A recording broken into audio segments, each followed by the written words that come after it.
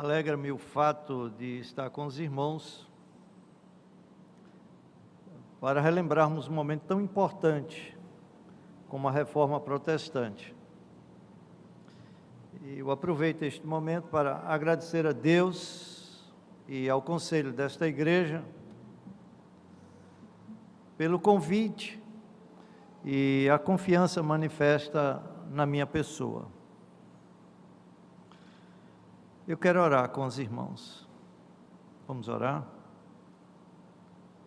Ó Deus, Pai bondoso, gracioso, amoroso, Pai justo, Deus eterno, o Eu Sou, o autoexistente, o Deus infinito, independente. Estamos em Tuas mãos, Senhor. É o Teu povo aqui reunido, desejoso de receber a Tua palavra.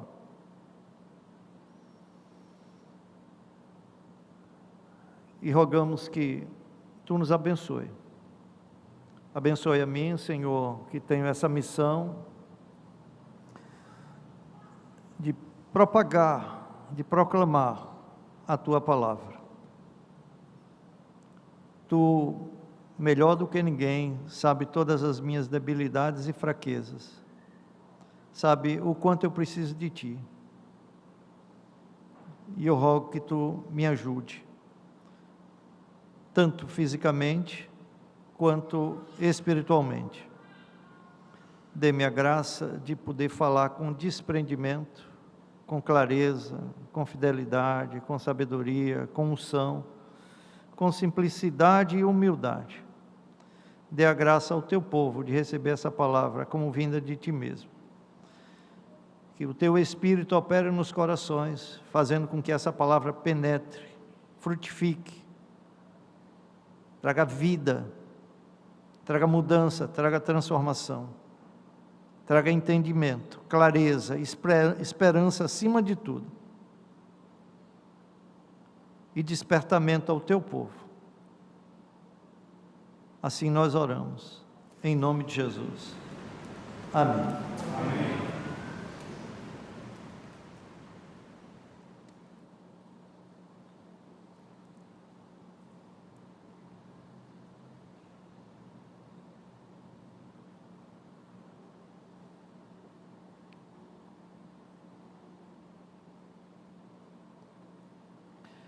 Eis o tema da minha palestra: a reforma e a doutrina da justificação.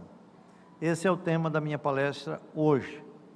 A reforma e a doutrina da justificação.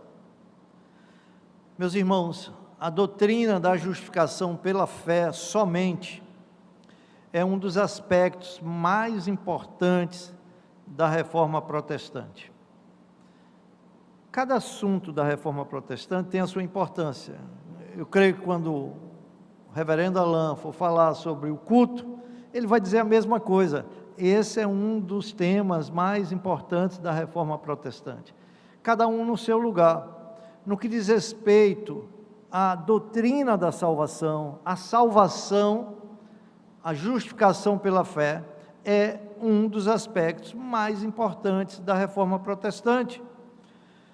Eu não quero me delongar no aspecto histórico, mas eu preciso, pelo menos, tocar nesse assunto. Os irmãos sabem que Lutero, profundamente inconformado com os desvios morais e doutrinários da igreja cristã do seu tempo, afixou na porta de uma pequena capela de Wittenberg as suas 95 teses. Nessas teses, o quesito mais combatido por Lutero era a salvação pelas obras. Preste bem atenção nisso. Nessas 95 teses, o quesito mais combatido por Lutero era a salvação pelas obras, o que incluía a venda de indulgências como um meio de oferecer o perdão dos pecados temporais. a Igreja Católica Romana havia distorcido o conceito da salvação, pregando abertamente a salvação por intermédio das boas obras. Ela afirmava que para o homem ser salvo, tinha que fazer alguma coisa além do que Deus fez em Cristo. Preste bem atenção nisso. Ela afirmava que para o homem ser salvo, tinha que fazer alguma coisa além do que Deus fez em Cristo. Isto é, a Igreja Católica Romana acreditava que o pecador era justificado pela fé em Cristo. Eu vou repetir. A Igreja Católica Romana acreditava que o pecador era justificado pela fé em Cristo, mas essa era uma fé que necessitava de obras para a justificação. Então, em suas teses, Lutero procurou afirmar que a salvação é uma graça concedida mediante a fé e as boas obras não fornecem a base para ela. As obras apenas evidenciam que a pessoa foi salva e são subprodutos dela, uma consequência natural dessa salvação. Desse modo, Lutero combateu o engano da salvação pelas obras, mostrando que a justificação é somente pela fé, sem as obras da lei. De acordo com Lutero, os pecadores seriam justificados pela imputação da justiça de Cristo, no momento em que crescem nele. Desse modo, a salvação seria pela graça, por meio da fé, e não dependia em absoluto das obras do pecador. Portanto, meus irmãos, foi com a doutrina da justificação pela fé somente que Lutero combateu a salvação pelas obras. Entendeu bem isso? Foi com a doutrina da justificação pela fé somente que Lutero combateu a salvação pelas obras. Lembre-se que o meu tema é a reforma e a doutrina da justificação. Estou fazendo esse alicerce para você entender em que patamar surgiu a redescoberta da doutrina da justificação. E para o nosso ensino, eu vou destacar 3 aspectos dessa doutrina, em sua relação com a reforma protestante. Quais são os aspectos? A sua importância, o seu significado e a sua fundamentação. Então, são esses 3 aspectos que nós vamos analisar da doutrina da justificação pela fé somente, mostrando a sua relação com a reforma protestante. Relembrando, quais são os 3 aspectos? A sua importância, o seu significado e a sua fundamentação ou base. E nós vamos seguir essa ordem, tá certo? Então, em primeiro lugar, vejamos a importância da doutrina da justificação. Embora a doutrina bíblica tenha sido importante na história da igreja cristã, quando eu falo doutrina bíblica, a doutrina da justificação, né? Muitos cristãos ainda não entendem esta doutrina com clareza. Na reforma luterana, essa doutrina foi chamada de o artigo sobre o qual a igreja fica em pé ou cai. Estando implícito nesta afirmação a ideia de que se a igreja estiver certa nesta doutrina, eu acrescento, quanto à salvação dos pecadores, se ela estiver certa nesta doutrina, quanto à salvação dos pecadores, estará também em outros ensinamentos, mas se ela estiver errada nessa doutrina, estará igualmente errada nas demais. Isto com respeito à salvação dos pecadores, nós estamos falando. Então, Lutero entendia que um dos parâmetros aferidores da veracidade de uma igreja cristã residia na atitude que ela exibia em relação à doutrina da justificação pela fé somente. Está vendo a importância? Isto é, se esta igreja pregava a justificação, podia ser considerada uma igreja verdadeira. Isto é, permanecia de pé. Se a igreja abandonava esta doutrina, virava um clube de religiosos, fadada à condenação eterna, pois confiava nas pecaminosas obras dos homens para obter a salvação. A doutrina da justificação, meus irmãos, nos símbolos da fé luterana, é o carro-chefe das doutrinas. A Confissão de Fé de Augsburgo, no artigo que fala sobre a justificação, prefacia-o com as seguintes palavras. Diz assim, no artigo que fala sobre a justificação: neste artigo, isto é, justificação pela fé somente, não é possível retroceder nem ceder, mesmo que caia o céu e a terra. Neste artigo está tudo o que ensinamos e vivemos contra o Papa, o diabo e o mundo. Por isso devemos ter certeza deste ponto e não duvidar.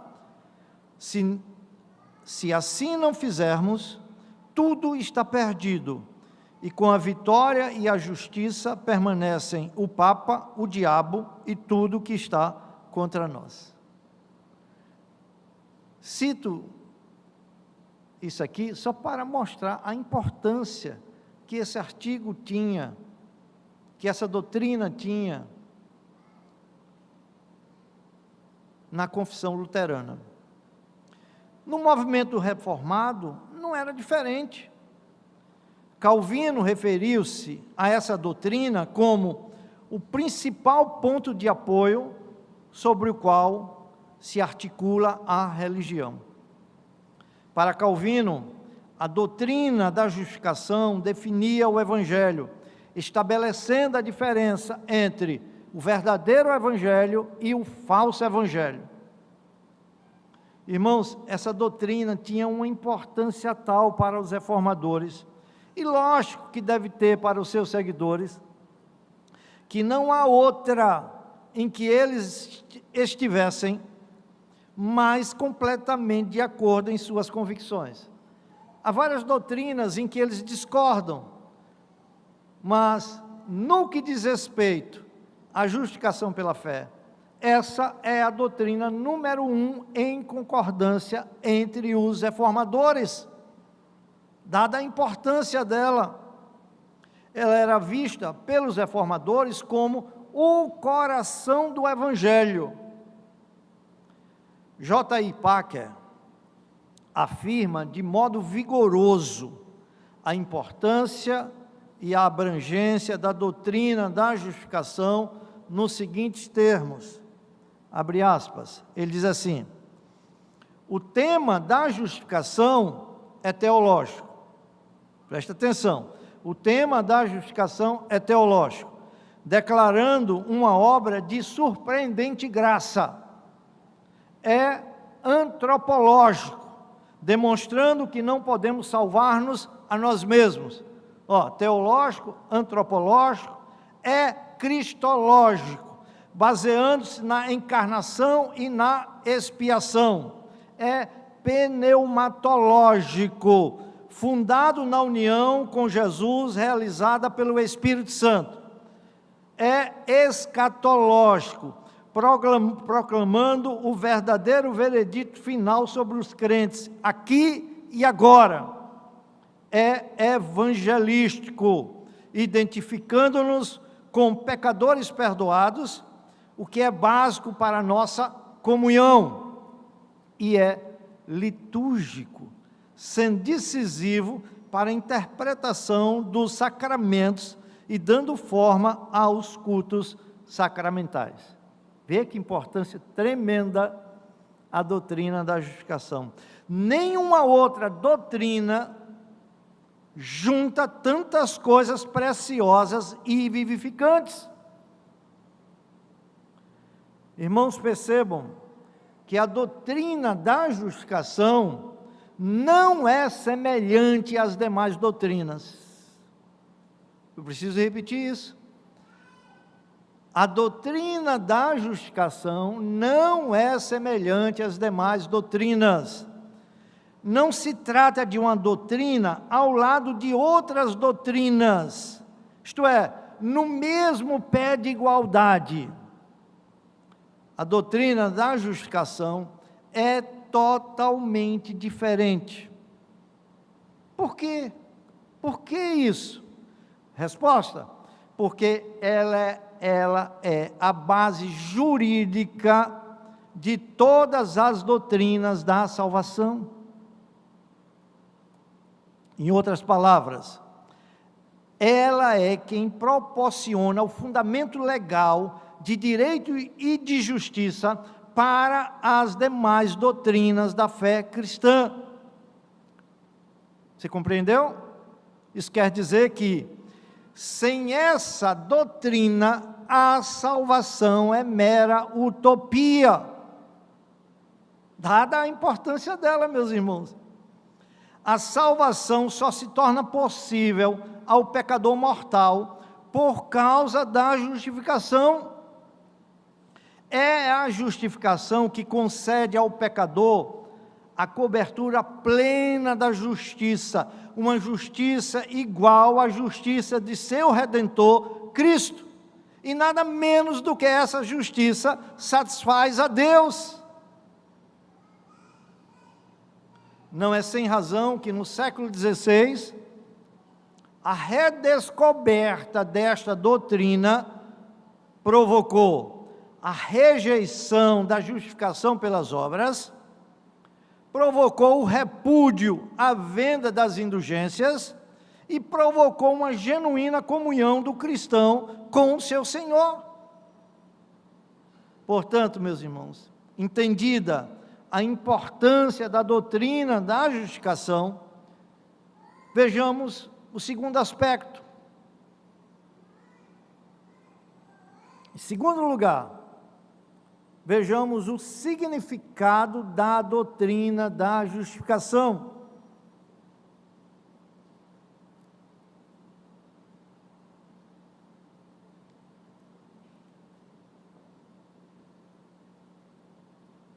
É tão difícil definir a doutrina da justificação.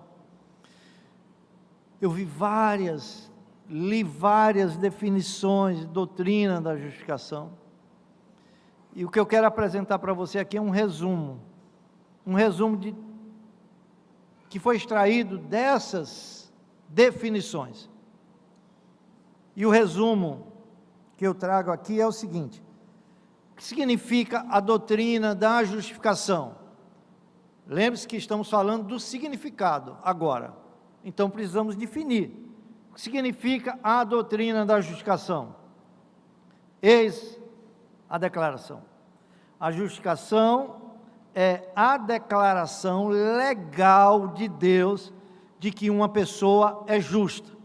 Deus, no seu tribunal, declara que aquela pessoa é justa, de acordo com a sua lei, sendo o seu fundamento a justiça perfeita de Cristo. imputada ao crente pela fé somente. Está bem simplificada, bem resumida e abrangente, ao mesmo tempo, essa definição. E eu vou repeti-la. A justificação é a declaração legal de Deus de que uma pessoa é justa, de acordo com a sua lei, sendo seu fundamento a justiça perfeita de Cristo, imputada ao crente pela fé somente. Então, irmãos, com isso, quero mostrar que a justificação não é, como alguns erroneamente pensam, o processo de fazer ou de tornar alguém justo. A justificação é um ato legal, ela não é um processo, ela é um ato legal, ela não é um processo. A justificação é feita fora de nós, e não em nós. É lá no tribunal de Deus. A justificação acontece exatamente aí, no tribunal de Deus, não em nosso coração. Você percebe aqui a diferença entre justificação e santificação? Justificação é completamente diferente de santificação. Santificação ocorre no interior da pessoa. A santificação é um ato restaurador, progressivo, é um longo processo, e nunca ela alcança a perfeição nesta vida. Diferente da justificação, para Calvino, a base da santificação é a justificação. E qual é o alvo da justificação? A santificação e a glorificação. Então, pela justificação, Deus nos declara justos, isto é, vindicados, inocentes, absolvidos em seu tribunal, em vez de nos tornar justos, como diz a Igreja Católica. A justificação não admite graus ou fases. É uma declaração única.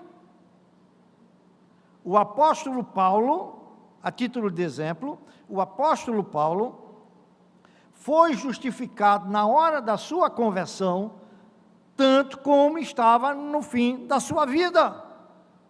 Depois de sofrer tanto, depois de trabalhar tanto no Evangelho, depois de progredir em santidade, ele foi justificado da mesma maneira, antes e depois. Quanto à justificação, não há diferença nenhuma entre a justificação de Paulo e a justificação daquele ladrão na cruz do Calvário.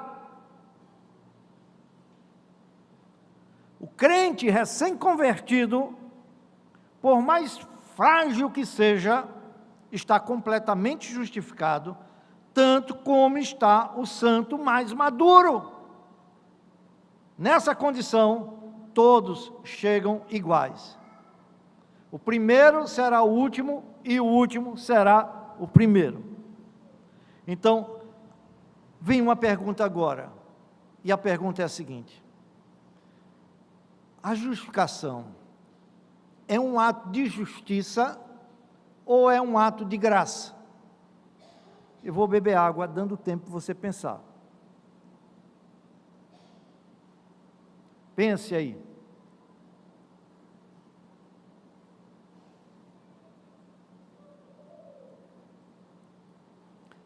A justificação é um ato de justiça ou um ato de graça? Resposta: a justificação tem dois lados completamente opostos, certo? Tem um lado humano e o lado divino. Ela tem que ser vista assim, pelo lado humano e pelo lado divino. Esses aspectos não devem ser confundidos, porque são distintos e totalmente diferentes. Então, a justificação encarada do ponto de vista humano, ela é fruto exclusivo da graça de Deus através de Cristo. Você é justificado? Sim. Como? Pela graça de Deus através de Cristo. Encarada do lado humano. O apóstolo Paulo diz isso em Romanos 3, 24. Sendo justificados gratuitamente por sua graça, mediante a redenção que há em Cristo Jesus. Conforme Tito 3, versículo 7. Essa justificação é recebida pelo pecador na base da fé, independente de obras ou atos de justiça por ele praticados. Entendeu bem? Independente disso. Como diz Romanos no capítulo 5, versículo 1. Justificados, pois, mediante a fé, temos paz com Deus por meio de nosso Senhor Jesus. Muito bem. Agora, por outro lado, a justificação, quando encarada por Deus, não é um ato de graça, não é um ato de amor de sua parte, não é um ato de favor à pessoa justificada, não, ela é um ato de satisfação da justiça, diga-se de passagem, da sua própria justiça. Então você tem a resposta, a justificação é um ato de graça ou de justiça? Dos dois, depende por onde você está encarando. Se encarar pelo lado humano, é um ato de graça. Se encarar pelo lado divino, é um ato de justiça. E eu quero explicar isso, essa segunda parte. Preste atenção. Por que um ato de justiça? Porque a justiça que Deus exige do pecador, juridicamente falando, é tão justa e tão perfeita quanto a justiça do próprio Deus. E não sendo encontrada essa justiça inerente no pecador, para que ele seja aceito por Deus. Quem tem uma justiça tão perfeita como a justiça de Cristo, para ser aceita por Deus? Ninguém. Então é necessário que uma justiça de fora seja acreditada a favor desse pecador. Lutero dizia que a justiça necessária ao pecador é uma justiça alienígena, uma justiça que vem de fora. Daí a justificação, ela deve achar sua fundamentação fora do homem, isto é, na justiça de Cristo. Como diz Romanos no capítulo 5, versículo 9. Logo, muito mais agora, sendo justificados pelo seu sangue, seremos por ele salvos da ira. Portanto, Deus só considera as nossas justiças se for através de Cristo. Fora de Cristo, nossas justiças são justiças do pecado, são trapos da imundícia, como diz Isaías 64, versículo 6. Percebam? Necessitamos da graça de Deus para alcançarmos uma justiça que lhe satisfaça e, consequentemente, sejamos aceitos por Ele. Abra comigo Romanos, capítulo 5, versículo 18.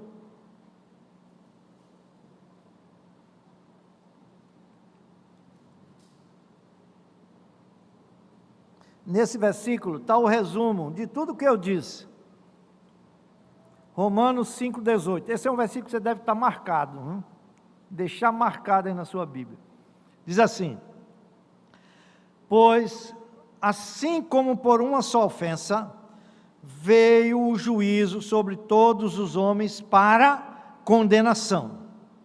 Assim também, por um só ato de justiça, isso é o que significa justificação para Deus, um ato de justiça, veio a graça.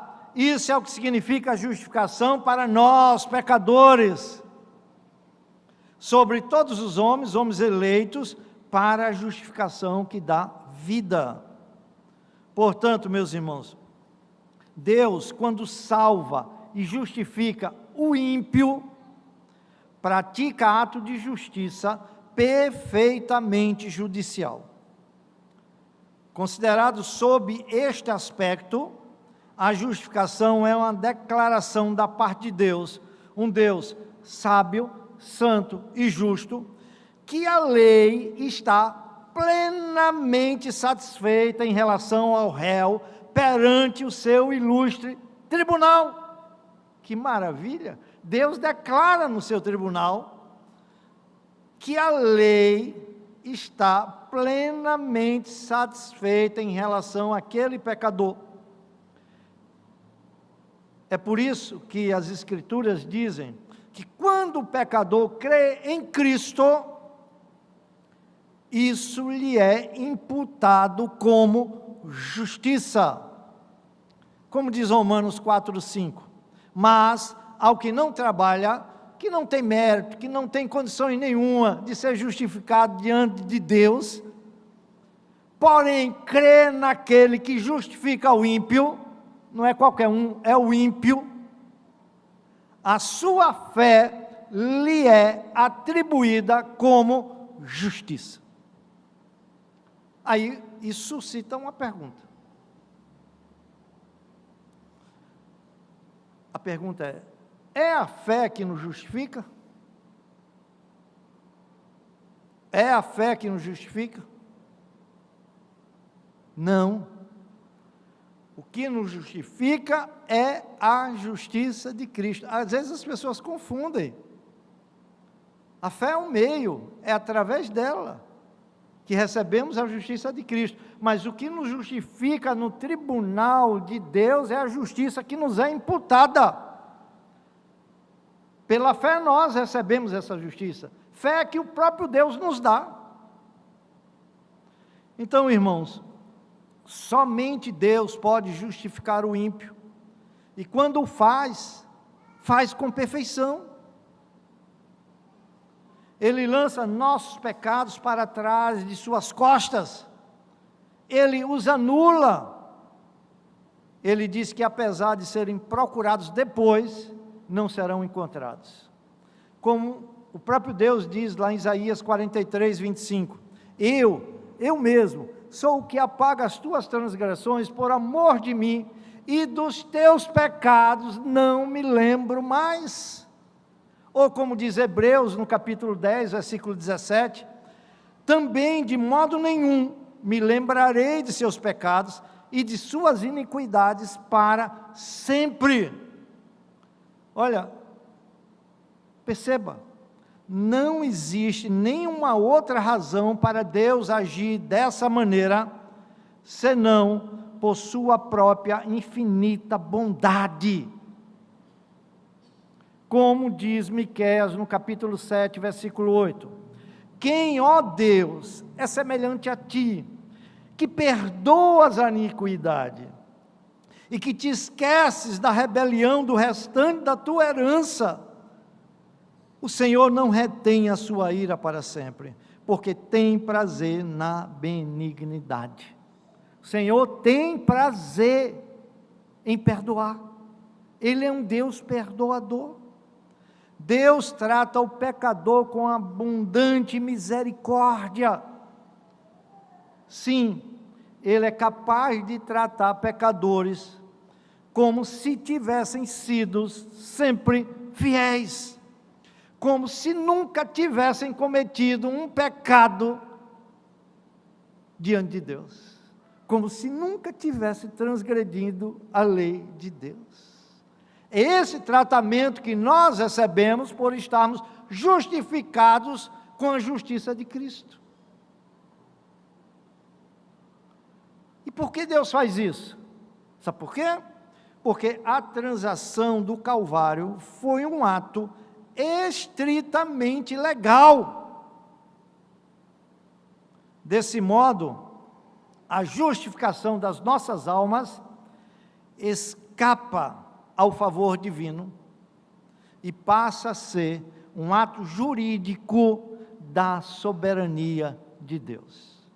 Portanto, nas Escrituras, a justificação é usada no sentido forense, isto é, no sentido jurídico, legal, para significar que Deus aceita uma dada pessoa como justa. Pronto. Quem pode condená-lo depois de Deus aceitá-lo como justo? Quem tentará acusação contra os escolhidos de Deus? Em outras palavras, Deus considera uma pessoa que é culpada de pecado como se fosse inocente. Deus declara que aquela pessoa deve ser vista judicialmente como justa. Deixe-me ilustrar isso. Por favor, abra em Zacarias, vizinho de Malaquias.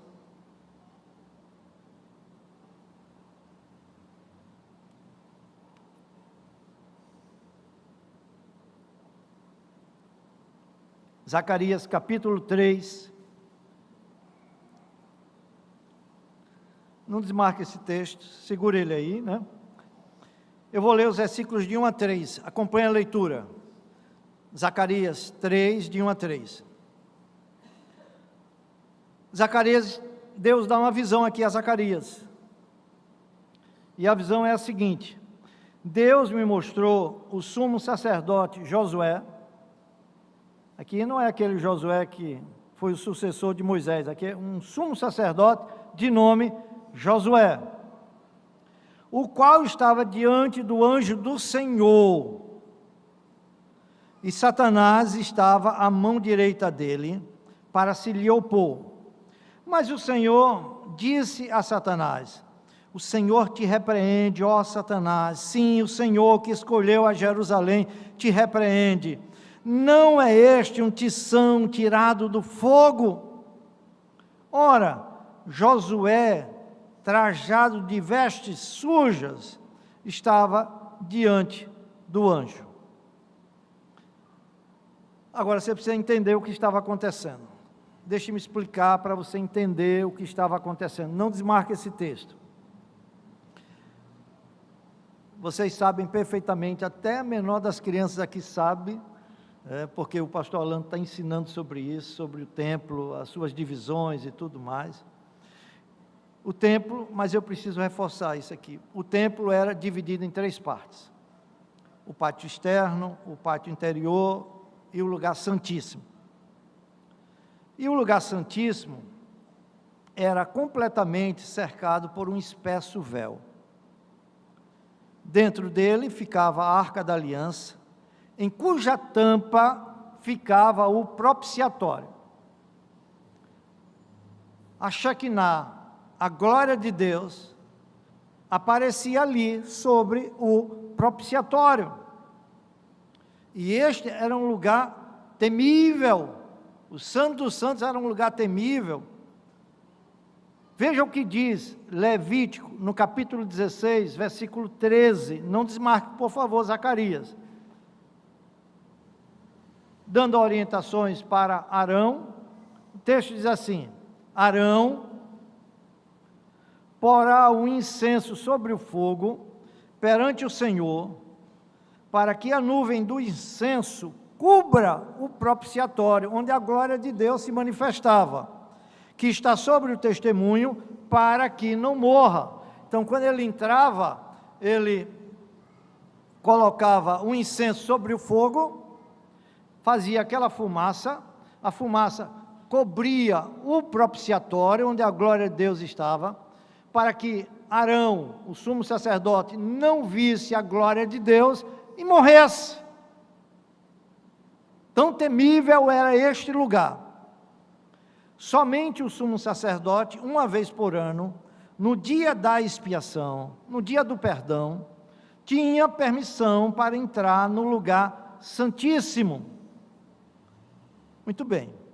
Você diz: pastor, isso eu sei desde a classe da escola dominical. Ok.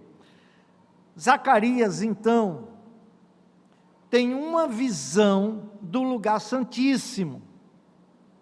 Ele viu o sumo sacerdote Josué diante do Senhor em trajes sujos. Mas em que dia? No dia da expiação. o sumo sacerdote entrando no Santo dos Santos, na presença de Deus, com trajes sujos. O que isso significava? Vou explicar. Deus exigia que o sumo sacerdote se preparasse para o dia da expiação. Está lá em Levítico, capítulo 16. Né? O Talmud judaico diz que uma semana antes, o sumo sacerdote era colocado em isolamento, levado de sua casa para um lugar onde ele ficaria completamente isolado. Um dia antes do dia da expiação, ou uma semana antes do dia da expiação. Ele saía da sua casa e ia para um lugar onde ele ficaria completamente isolado. Agora a pergunta é, para quê? Para que ele não tocasse nem comesse algo impuro por acidente. Ele vai apresentar-se diante de Deus e ele vai apresentar-se de forma impura. Nesse tempo, as pessoas levavam para ele alimentos puros. E ele lavava o seu corpo, e ele preparava o seu coração, e ele ficava em meditação, em oração, em leitura. Na véspera do dia da expiação, ele não dormia. Ficava acordado a noite toda, orando e lendo a palavra de Deus para purificar a sua alma. Então, no dia da expiação, ele se lavava da cabeça aos pés, era vestido de linho branco, puro e sem manchas. A essa altura, o povo que ele representava estava lá para apoiá-lo, porque sabia que ele era o seu representante, ele ia pedir perdão a Deus para o povo.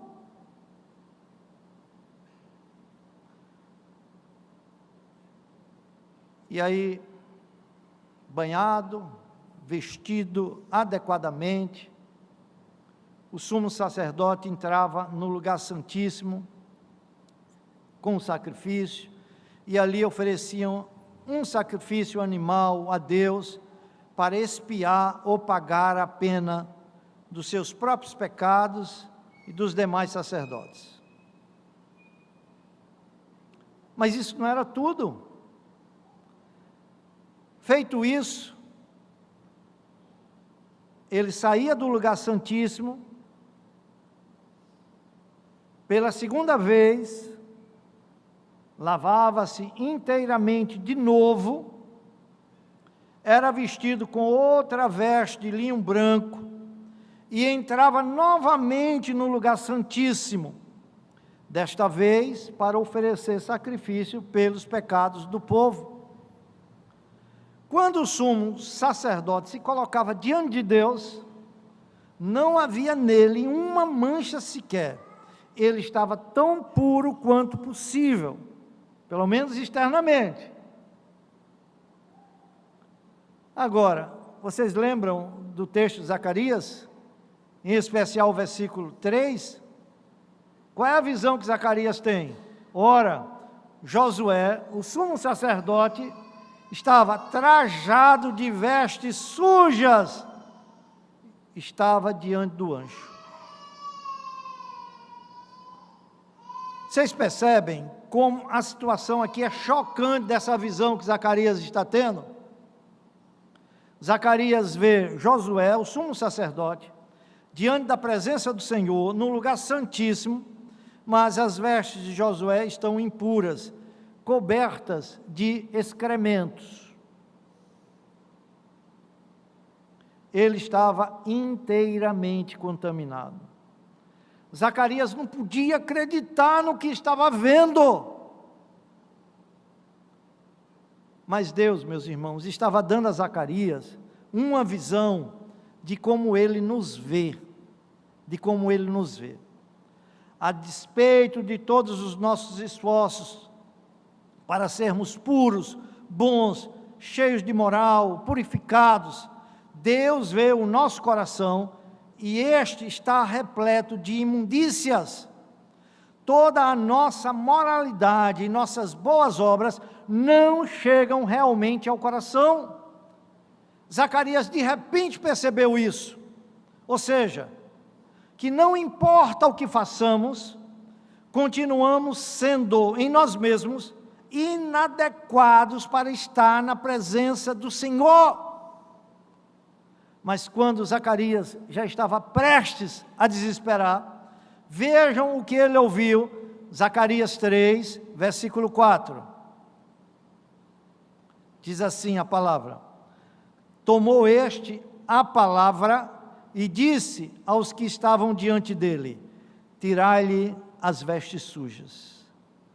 A Josué disse: eis que tenho feito que passe de ti a tua iniquidade, e te vestirei de finos trajes.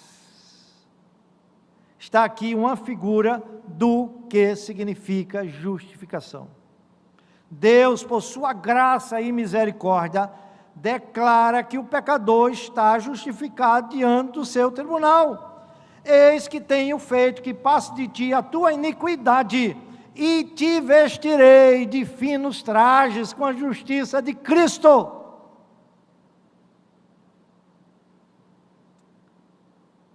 Isso levanta mais uma pergunta. Qual é a base para Deus agir dessa maneira e não macular sua santidade e justiça, haja vista que o próprio Deus diz que não tem por inocente aquele que peca, haja vista que o próprio Deus disse: a alma que pecar, essa morrerá. E como é que ele pode pegar um pecador e declarar justo, como se ele nunca tivesse pecado? Qual é a base, a fundamentação para isso? Isso é o que vamos responder agora, analisando o terceiro aspecto dessa doutrina. Primeiro, nós vimos a importância dessa doutrina, o significado dessa doutrina, e agora a fundamentação dessa doutrina. Então perceba que um problema surge nesse instante, um problema que parece não ter solução.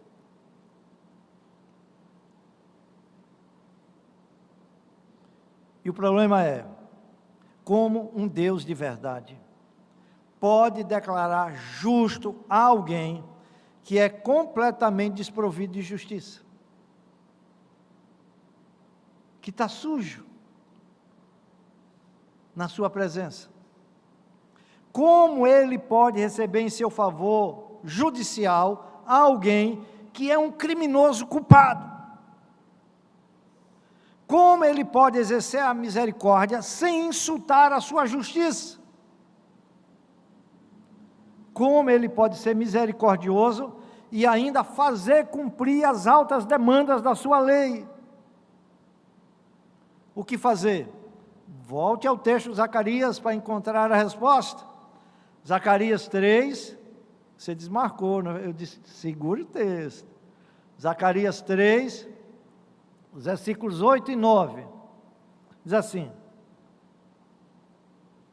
ouve, pois, Josué, sumo sacerdote, tu e os teus companheiros que se assentam diante de ti, porque são homens de presságio. Eis que farei vir o meu servo, o renovo.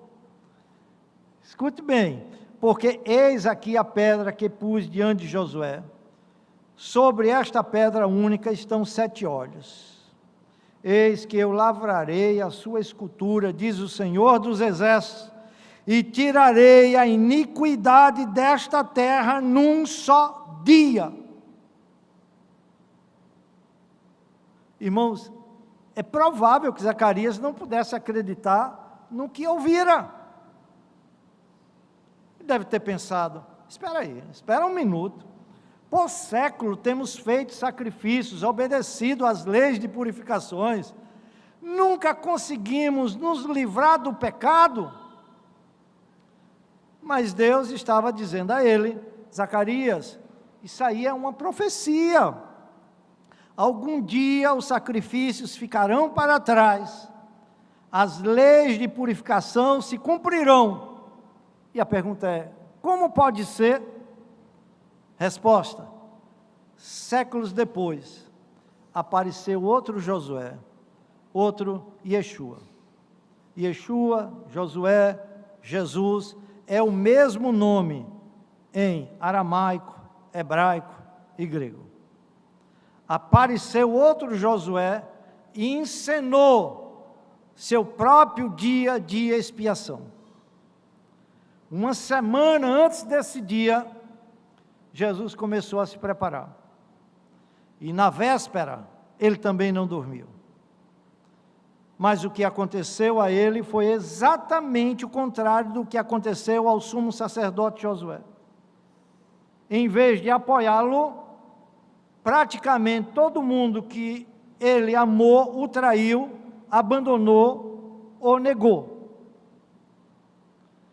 E quando ele se apresentou diante do Pai, em vez de recebê-lo com palavras de encorajamento, o Pai o abandonou. Em vez de ser vestido de ricas vestes, arrancaram-lhe a única veste que possuía, açoitaram-no, deixaram-no despido e mataram-no.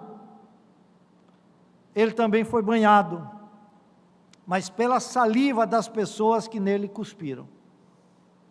Por quê? 2 Coríntios 5, 21 responde: aquele que não conheceu o pecado, Deus o fez pecado por nós, para que nele, em Cristo, fôssemos feitos justiça de Deus, fôssemos justificados em seu tribunal, declarados justos para sempre. Em face deste sacrifício cruento e vicário, a nossa culpa foi punida e paga a nossa dívida. Diga-se de passagem, uma dívida astronomicamente alta e sem possibilidade de resgate, sem possibilidade de pagamento. Irmãos, desse modo, fica tudo muito claro. O sacrifício da cruz, juridicamente falando, é o cancelamento de todo impedimento do pecador de ser aceito por Deus. Não foi em vão que o céu escureceu e a terra tremeu, quando o Cordeiro de Deus foi imolado em nossa substituição.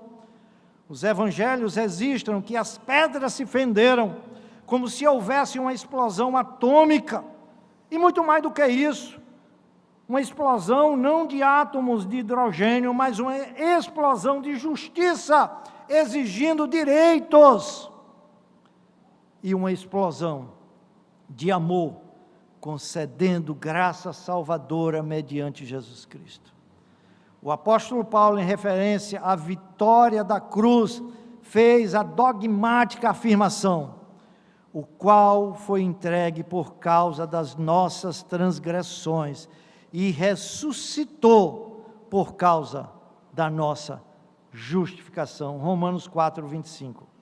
A ressurreição de Cristo é o selo divino da obra redentora da cruz, é a garantia, é a base jurídica da justificação.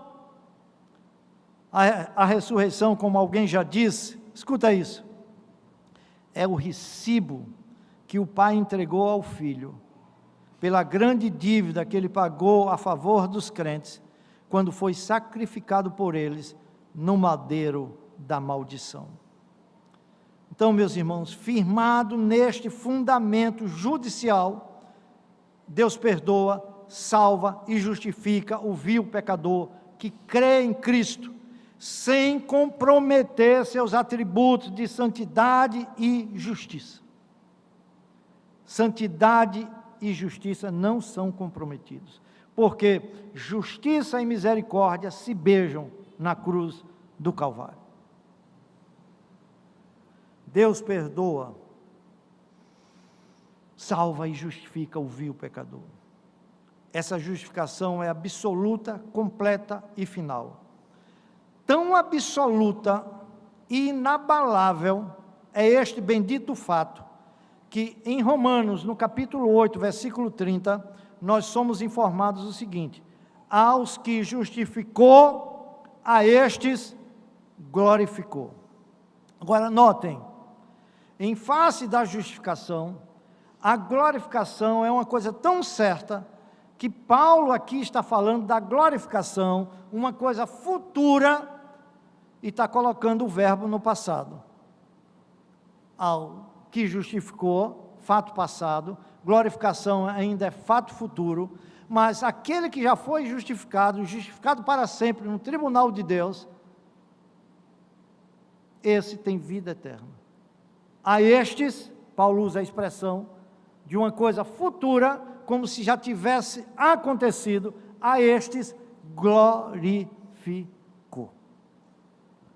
Paulo diz isso porque sabe que o lado penal da questão do pecado foi resolvido de uma vez por todas.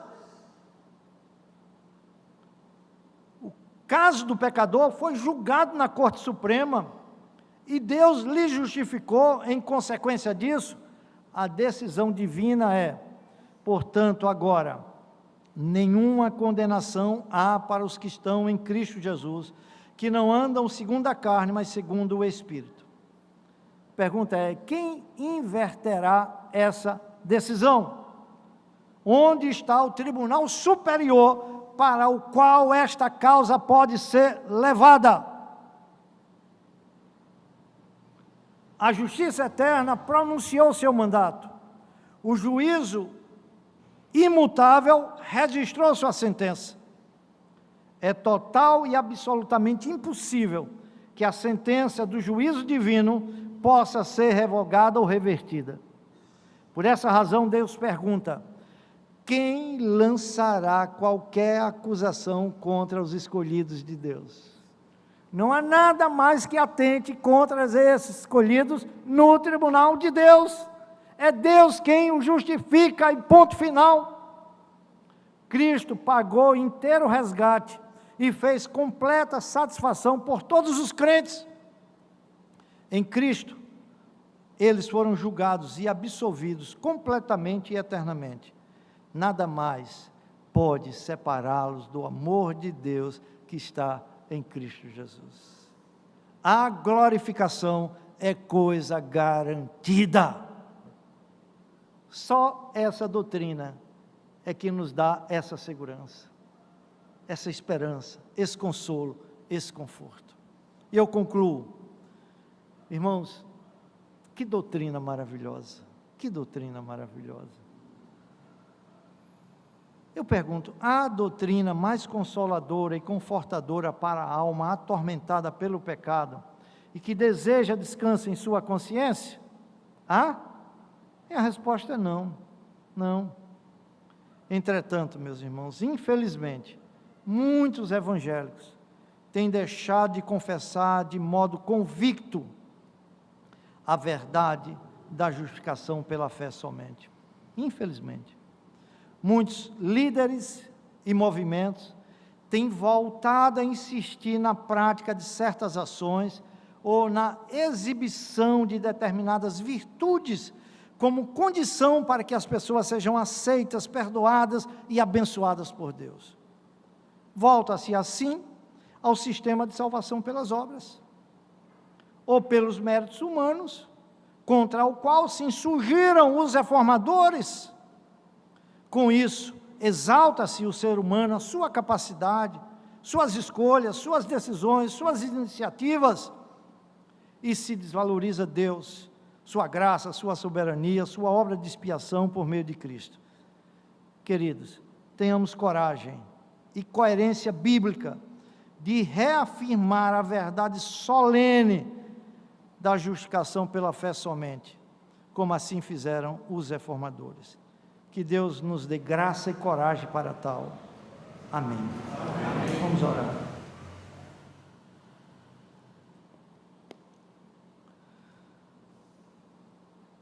Ó Senhor,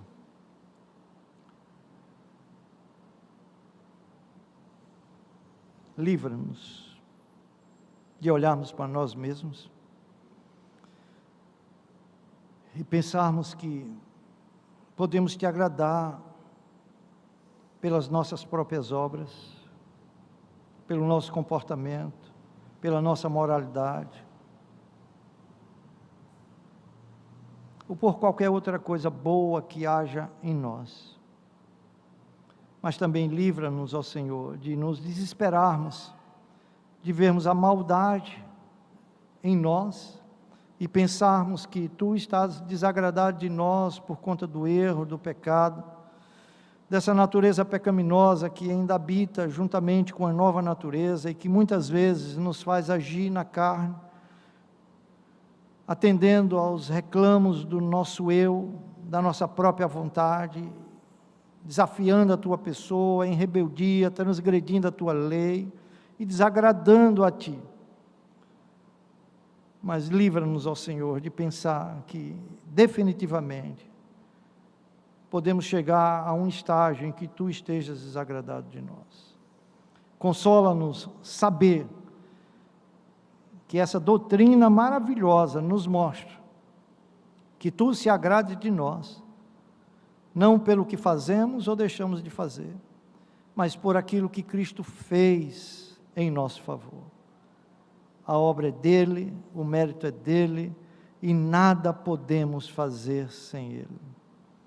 Ajude-nos, ó Senhor, a proclamar essa palavra de forma fiel, com coragem, assim como os reformadores se insurgiram contra a igreja apóstata daquele tempo. Nós vivenciamos essa mesma realidade hoje, Senhor, uma igreja que está no caminho da apostasia, que está colocando o homem como centro da sua própria salvação. Mas levanta o Teu povo, como profeta, a proclamar, assim diz o Senhor. Essa é a nossa oração, em nome de Jesus. Amém.